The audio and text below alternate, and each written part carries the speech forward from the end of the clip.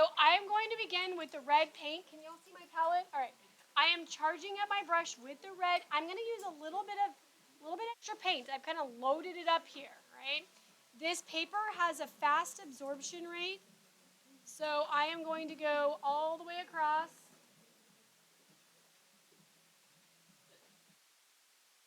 With the red, right? I'm going to add yellow afterwards. So we're making a gradient going from red to orange to golden yellow to yellow, right? And then we'll practice some silhouettes.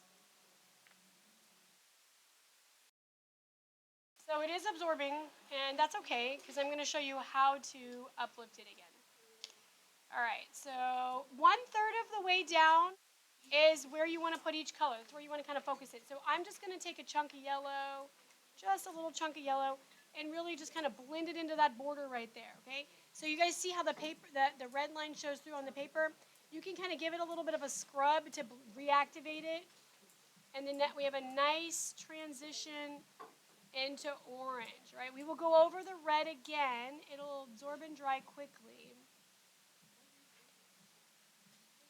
If you would like to grab a larger square brush from the sink after this, you can. All right, so look, my brush is dirty, so I'm just going to clean it off real quick. I'm going to blot it on my paper towel, get some of that red off of there. Now I'm going to go into, oops, I got a little bit of black on there. My brush is dirty. All right, I'm going to go into the yellow. All right, so I'm going to put some yellow down here. Now, do y'all see how it's very transparent? You can see it through. So I'm going to give it a little scrub and see how much of that I can blend in. We can go back over it with some orange, and it'll blend just nicely so we can have a smooth transition.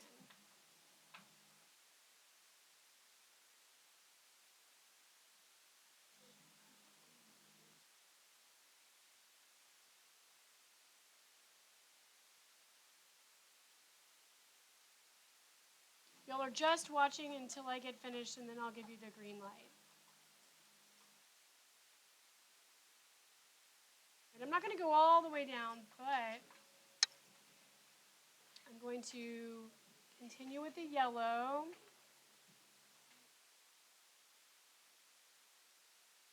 Trying to stay within my box. I did not tape off the box.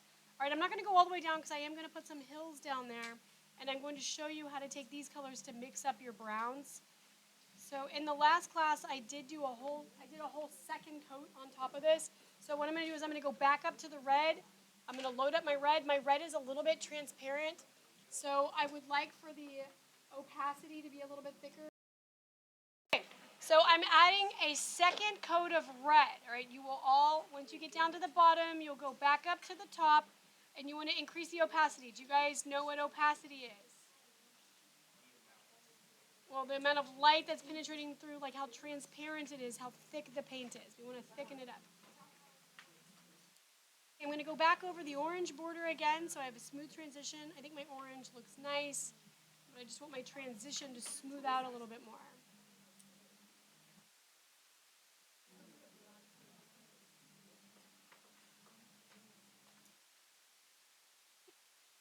The sky is not flawless, you know? It doesn't have to be perfect. I'm just teaching you guys how to do a gradient and play around with some silhouettes just for fun.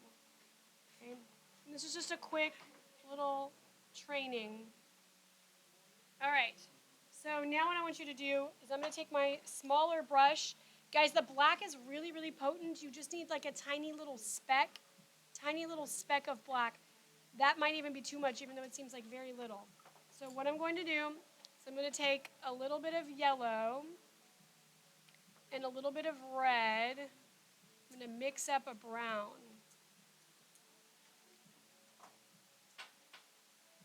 So that's a lighter brown. If you would like to add white and make it a tint, you can.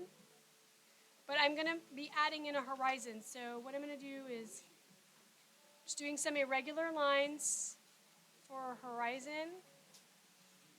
You can make this as detailed as you like. I've seen students paint castles or whatever they want during this lesson.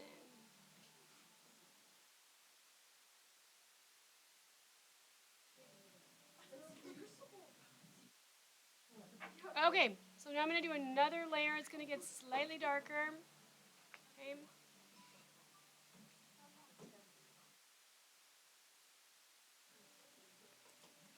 Okay, and then I'll use black in the foreground.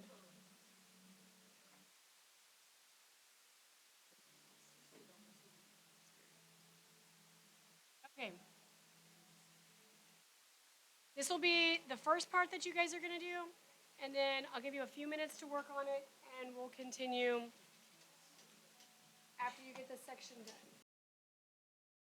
So I'm going to begin with the number 3 brush. If you guys have, or a number 1 brush, can you guys locate that little number 1 brush that came with your art kit? This is a number 3 as well.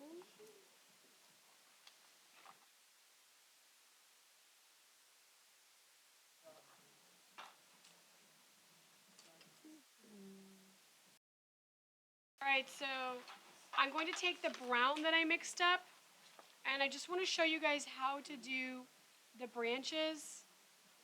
Add a tiny bit of black into it. You don't want to have too much water. All right, you want to kind of spin your brush, give it a nice fine point. And I'm going to plan where I want to put my trees. I'll put one right here. And should I do a large tree? I did too small. I did 2 trees last time. Okay, I'll do a large one. Or a larger one.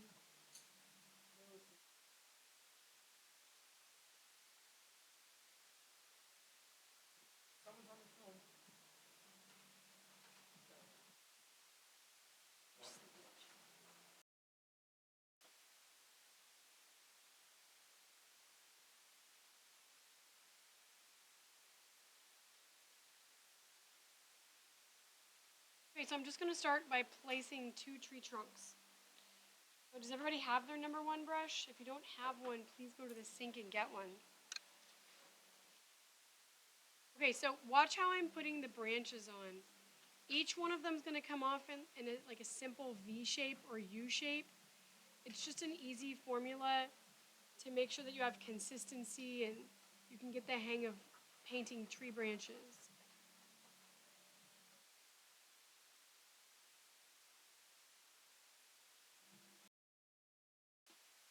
I said it was a number 1 brush.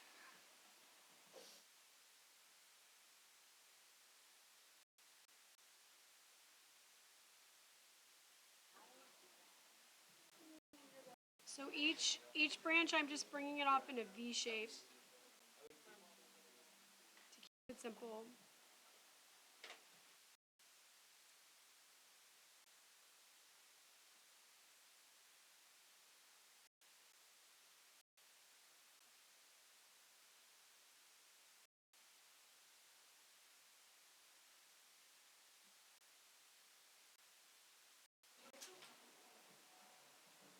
Okay, so once you have your branches, I'm going to use horizontal brush strokes to add the leaves or foliage on it.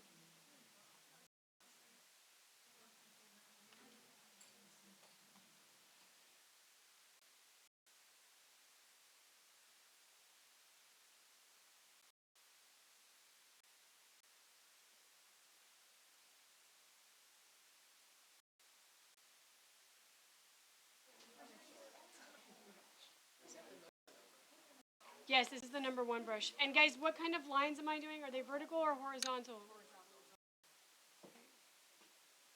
You can try other approaches. This is just suggested.